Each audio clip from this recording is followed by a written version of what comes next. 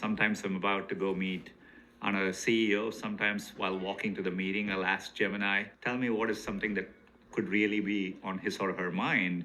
And I get really insightful things, and which makes for a more human connection because that's actually what they are worried about. Google CEO Sundar Pichai isn't nearly as well known as other tech CEOs, but Google is playing a massively important role in exposing everyday people to AI tools and has the resources and talent to eventually win the AI race. On April 8th, I went to Google headquarters to talk to Pichai about how AI is reshaping decision making, the rise of AI assistants, and what it will take to build this technology responsibly. You can read the rest of my interview with Pichai in Time magazine. Look, in some ways, we've had a mission to organize the world's information and make it universally accessible and useful. I view AI as the most profound way we can make progress against that mission. It's going to be such a powerful enabler, pretty much across all walks of your life. And so we want to make sure we translate that into concrete, tangible benefits for billions of people. Internally, I'm able to use our tools and query Gemini to get extraordinarily important information I need to make decisions. In the past, I would suddenly, I would probably wait for a couple of days to get the decision. Now it's a command away, it's a prompt away, right? And I've enjoyed coding. I've enjoyed building things. So I think it's really making me more productive in ways I couldn't have imagined before. I think it's really going to help with decision making by bringing the right information as well as being an assistant to you as you're making these decisions. Since the beginning of 2026, AI agents like OpenClaw have gained huge adoption, with people outsourcing many parts of their lives to machines.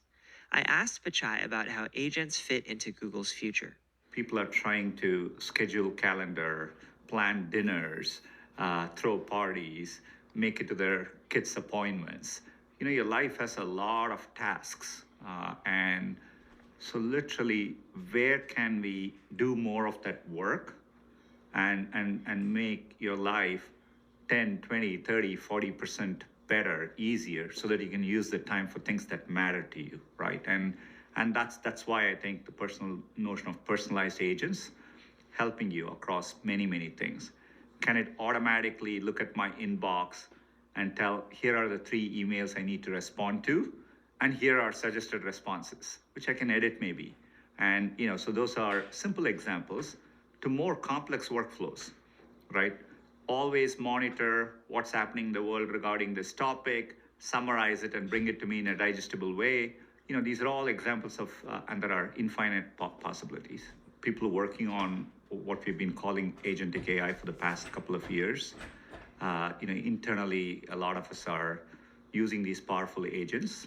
I think OpenClaw kind of brought it to the hands of many people in a tangible way where people could kind of understand the change that's about to come. So I think it was very important for that moment to happen. But I do think the era of personalized agents, very capable agents, which are helping you with many, many things, that will play out for everyone. And so that's the exciting phase ahead. In general, in terms of how they are adopting the tools, we generally find that people are engaging pretty actively. Last year, we launched this thing called Nana Banana, which allowed people to create images with prompts. We literally had, over 1 billion images created just in a matter of days. People around the world engaging with, expressing their creativity. So I see people engaging with the technology, regardless of, I think people have rightfully a sense of optimism, sense of anxiety about the whole technology space as a whole. But in terms of their day-to-day usage, I think they're engaging. If they get that chance, they're engaging pretty heavily with these tools. AI has an extremely low approval rating in America right now. I asked Pichai to respond to criticism that Google is building tools people don't want. I think there are a set of larger policy ideas. I view our role as engaging with policymakers and regulators to help them think through the areas which I think are much more important in the near term, where we are engaged very closely, is how do we responsibly grow and meet our energy needs in a sustainable way? Things like permitting reform, investing in new types of energy. How do you manage the cybersecurity risks that are emerging? How do you invest in education and reskilling the workforce? I think those, how do you handle deep fakes? How do we make sure we can all understand what reality is? To us, those have felt like the more immediate efforts, and we haven't by any means addressed all of those areas. So I think we have focused more as a company on engaging as well as contributing in those areas. So, what would you say to some people who are scared of the idea of big tech controlling potentially the most powerful technology ever created?